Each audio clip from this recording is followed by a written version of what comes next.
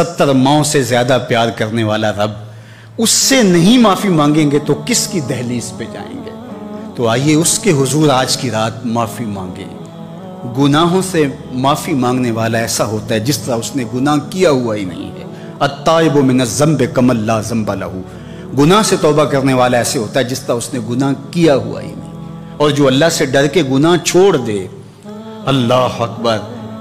ترمذی میں روایت ہے اور بھی کتب حدیث میں موجود ہے، حضرت عبداللہ بن عمر رضی اللہ تعالیٰ عنہ بیان فرماتے ہیں، کہا حضور نے یہ قصہ اگر 7 بار سے زیادہ نہ سنایا ہوتا تو میں تمہیں کبھی بیان نہ کرتا۔ اور ایک روایت میں ابن حبان نے بیان کیا ہے کہ حضور نے 20 سے زائد مرتبہ یہ قصہ سنایا ہے۔ فرمایا کہ بنی اسرائیل میں ایک شخص تھا، اس کا نام کفل تھا اور بہت بڑا بدکار تھا۔ ہر رات بزم عیش سجتی اور وہ داد عیش دیتا۔ ہر روز کوئی نئی خاتون اس کے گھر کی زینت بنتی۔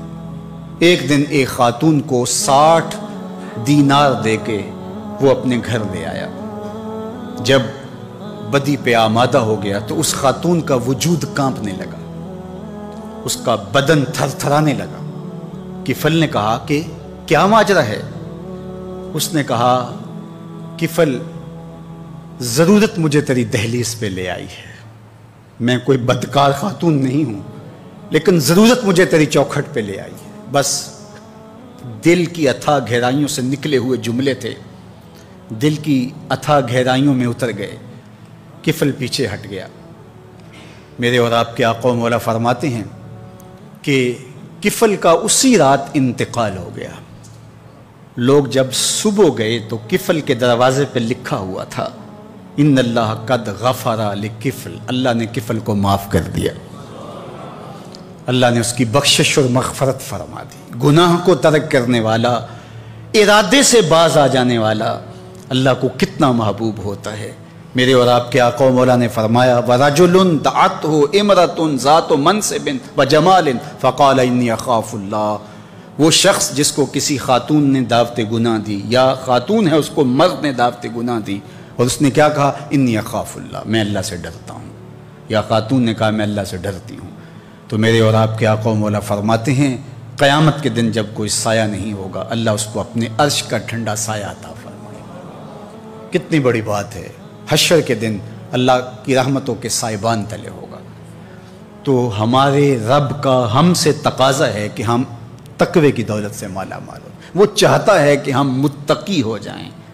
اللہ ہمیں عذاب نہیں دینا چاہتا، ہم خود چھلانگیں لگا رہے ہیں۔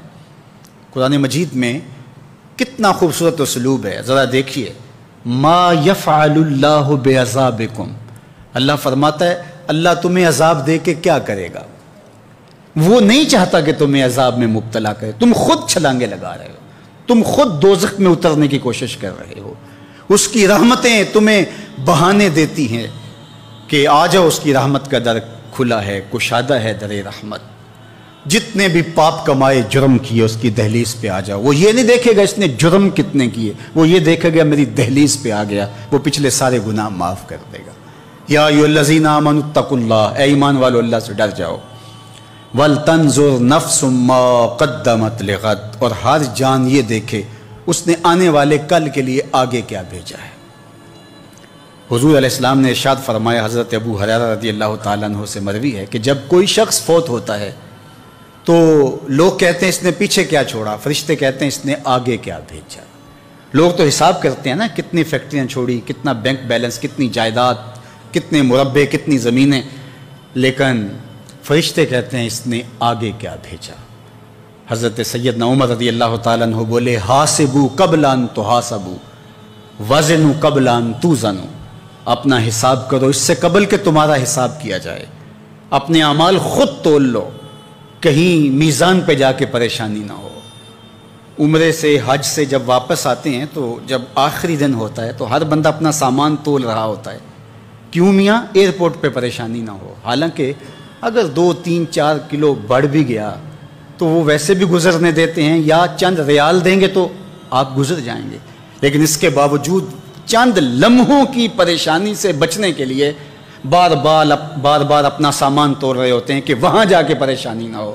یار آب زمزم ہے، کھجوریں ہیں، ان کا وزن بڑھ گیا تو پریشانی ہوگی اور تم اس سے ڈرتے ہو، اور اگر برائیوں کا وزن بڑھ گیا تو کہا وزنوا قبل ان توزنوا، قبل اس سے کہ تمہارا وزن کیا جائے تم وزن پہلے کر کے دیکھ لو، تمہیں پتہ ہے تم کھڑے کہاں. ہر شخص کو پتہ ہے کہ میرے پاس نیکیاں کتنی ہیں، ہر شخص کو پتہ ہے میرے پاس برائیاں کتنی ہیں، نیکیاں محض اللہ کی رضا کے لیے کتنی ہیں، فساد نیت کا شکار کتنے عمل ہیں، ریاکاری کن کے ساتھ لگ گئی جڑ گئی، میرے کون سے اعمال ہیں جو عجب نے برباد کر دیے.